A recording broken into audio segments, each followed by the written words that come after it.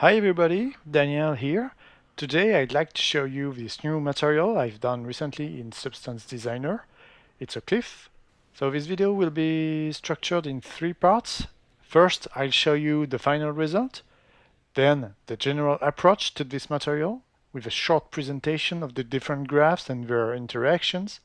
Finally, I'll dive into the details of each frame. Okay, let's get into Marmoset Toolbag 3 now. You can see how the surface reacts to the light. The sky is a Canada glacier. Of course, we could choose something warmer, like this one. I'm quite happy with the overall result. So let's see how it's been done in Substance Designer. Okay, let's see it in full screen mode. The general structure of this material is composed of a base texture, which is this one here. You also have secondary graphs, a mask, smaller stones, and a dirt graph. I began with a rocky texture, then I created a mask. In the white parts of the mask, the rock appears, in the black parts, the dirt shows. So this material is basically a blend between rock and dirt. Let me show you what the rocky surface looks like. It's a simple texture, not meant to be used as is. What is interesting with this one is the surface details and not the entirety of it, because we are only going to keep carefully selected parts thanks to this mask. So here's what we'll keep of the rocky texture at the end, once the mask is applied. Then in the black areas, which represent the lower levels of the height map, we're gonna put the dirt and the stones. Here are the stones, the dirt is here, and here's the final result before making the color map and the other maps. Now I'll rapidly show you the other graphs. So here's the graph that gives us the mask. It's indeed the same thing that we saw in the main graph. We'll go into the details of it a bit later. This one is a graph generating the stones. In the dirt graph, I also added some smaller stones in order to give more variety. So let's begin by the base rocky texture. Let's put it in a cube. We have a simple base, then some chips that act like cuts into the surface thanks to a subtract in the blend node. By varying the opacity, you can see the intensity of the effect. In that case, I kept it rather subtle. This frame here gives us the texture of the grain. It's just to add a layer of realism into the surface. We also have some veins, cracks, and some calcareous concretions that we're going to apply in the very sober way.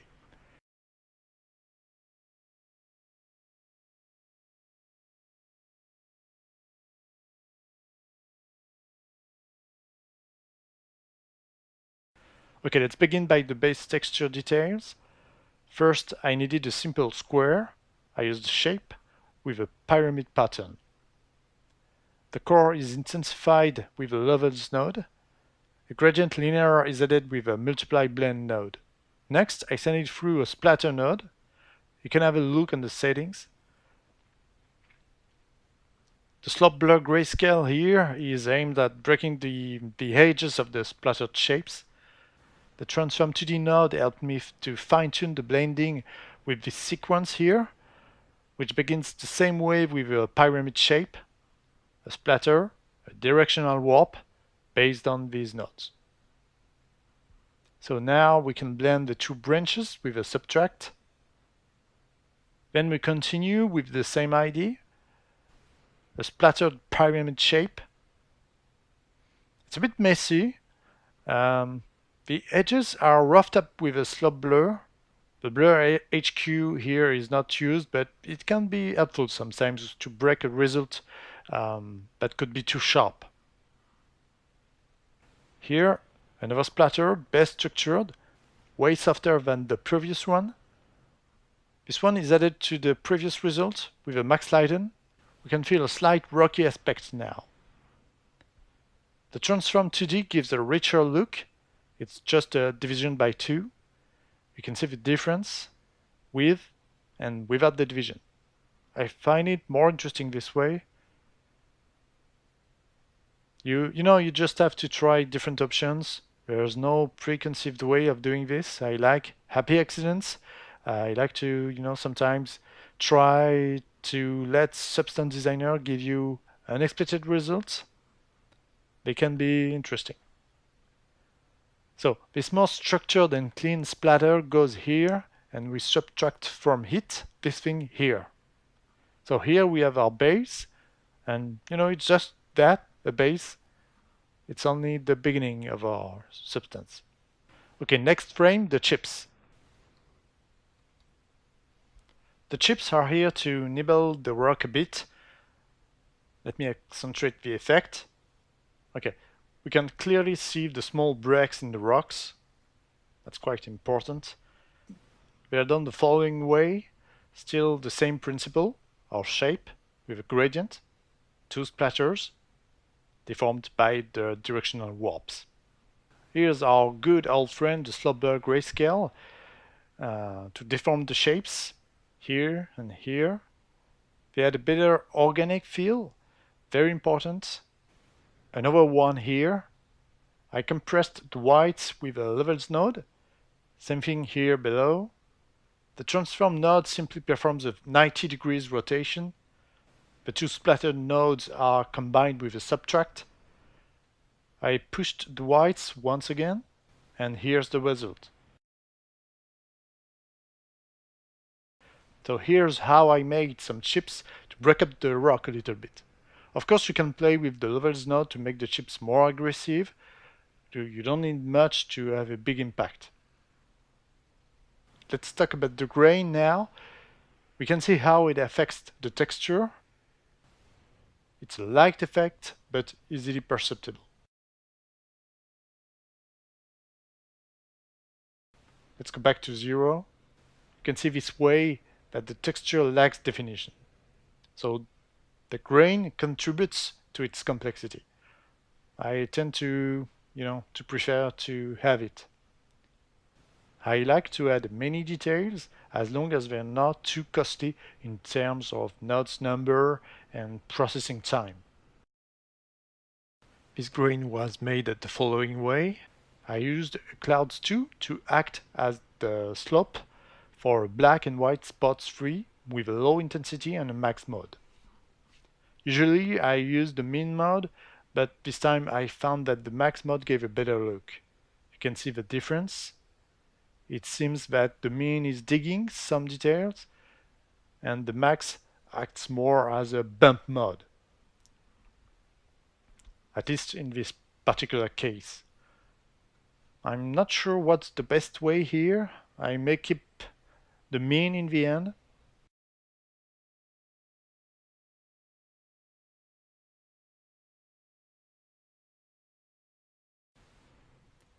Next frame, the veins. We don't see them very well. Okay, yes, we can see them here where the cursor flies. Of course, in that case, it's too much. Okay, so let's tone it down. The veins are based off cells node. 2 cells 3 node are blended, a small amount of blur, a levels node to give the blacks more depth, a directional warp, a slope blur, another one. The first one is fed by a Perlin noise zoom, the second one by fractal sum 1. The invert node only serves as a mask. As you can see, the veins are put directly on the base texture in a copy mode, and the mask helps to tell where the veins must appear. Some words about the cracks now. It's the same principle as the veins. It's just another slope blur with a Perlin noise zoom and another one with a moisture noise. This one can yield good results for rock surfaces. With high disorder, width and height values, it can look good in a slope blur node. I finished with an invert, a light blur, and the levels to push the whites even more. I added the cracks to my texture with a subtract blend node. The concretions now, the start, 2 crystal 2 nodes, 2 transforms, a blend, a light slope blur, then a sequence of directional warps, and a final slope blur to add grain with the help of fractal sum 2. This levels node gives me the actual concretions and the mask to tell the blend node where to display them. It's an overlay mode.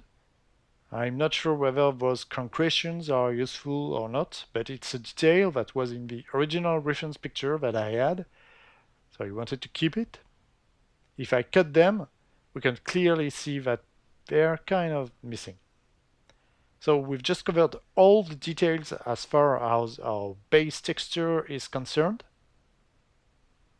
Now we have to break this texture with a mask, and the mask is here.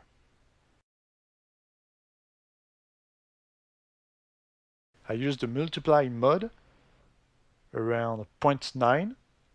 Okay, let's move forward and dive into the mask building details in the dedicated graph.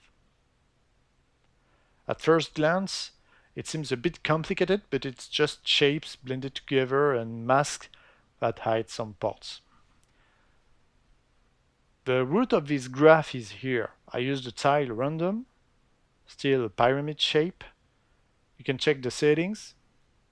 Another tile random with different settings. The two are blended with a max lighten mode.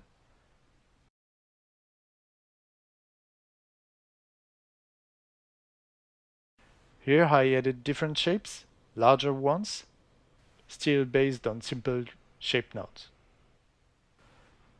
If I needed one more shape, I just added it. And if some blends needed an adjustment, I masked a part. You do that until the mask is perfect.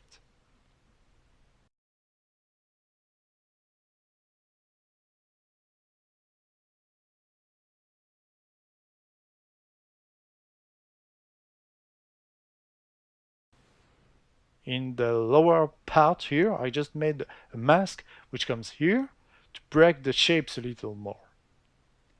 And voila, simple enough. Where there is black, that comes and hide the white parts here. So here's the general logic. You put together a clean main mask and you chip away some parts with another mask. Nothing special here. It's just pure manual labor, shapes, transforms, slope blurs. Some blur, some directional warp, an invert. But I could also do this, a subtract, and it saves us one node. It's always good to make a cleaning pass on your graph in order to optimize its processing time. It saves memory. I guess that's it for the main mask. It seems a bit messy at first, but the underlying logic is simple. Nothing more to say here, I think. Now let's go to the smaller stones graph to have a look at the way I made the stones. Here you can judge the general aspect of those stones that are going to protrude from the dirt. In Marmoset Toolbag, we can look at the material render. Here we see the stones, the pebbles. So how did I make them, those pebbles? As you can see, the graph is simple. As seen earlier, I started with a pyramid shape, more rectangular this time, a splatter, levels. The next slope blur brings a faceted look. The lines are lightly curved, and that gives a good organic vibe to the stones. A second slope blur that I can tone down a bit. It's based off our famous moisture noise. With this other slope blur, we add some more texture to the stones. I use the multiply here. Then it's just a matter of subtracting the stones on themselves to create some holes, some irregularities. I can reduce the intensity. The transform nodes allow us to keep a certain control over the effect. Let's keep going. Here I put some fine cracks. They're made with a sales tree, a slope blur, fueled by a clouds 1, an invert, and a subtract mode. Very simple. Okay, that's it for the stones. Let's go have a look on the dirt now. Here in Toolbag we can carefully watch what she looks like. We can spot some crackles and a good grain, you know, like a grumpy dirt. Here in the grayscale result we can clearly see the medium-sized stones along with the smaller pebbles. The stones are here. We already covered them. It's exactly the same graph as the one above. I only changed the splatter parameters. In fact, I changed the grid number. Here it's 5. It gives more stones and of smaller size.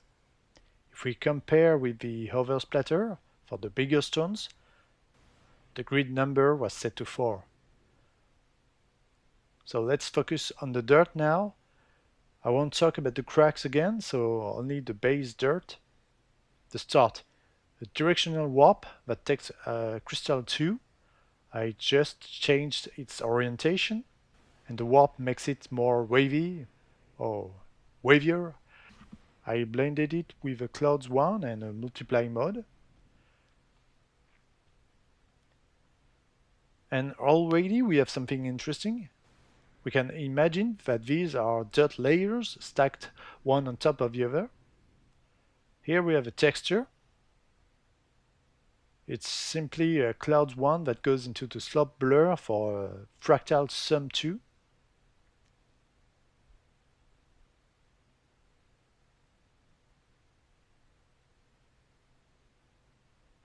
I also added this, a Perlin noise that went through a slope blur. The slope blurs are very useful to break the typical procedural look. And this slope blur, which is rather simple, is here to give the lumpy feel to the dirt. I needed to add that. Next, I just added the stones, the cracks, small and bigger ones, and we have it, the final dirt. So all those graphs are put into the main graph, the mask, the stones, and the dirt. As you can see, I corrected the dirt intensity with a levels node and its placement with a transform 2D. With the max lighten mode, you can change the amount of dirt between the big rocks protruding from it. Let's see what it looks like with a cylinder.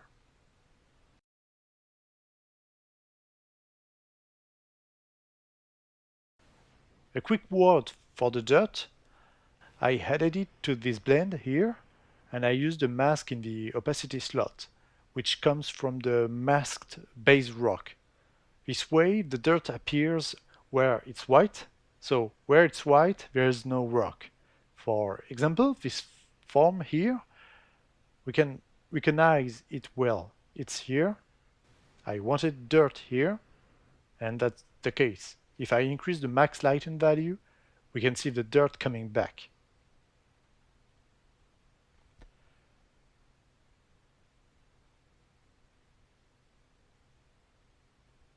So that's this kind of mask that helps us achieve this result. Next, let's see what the Ambient Occlusion Map looks like. Not much to say, it's very light and subtle, but it brings some depth to the mix. Quickly, the Roughness Map, I just made an invert to make the gloss sticking effect where we have the black areas.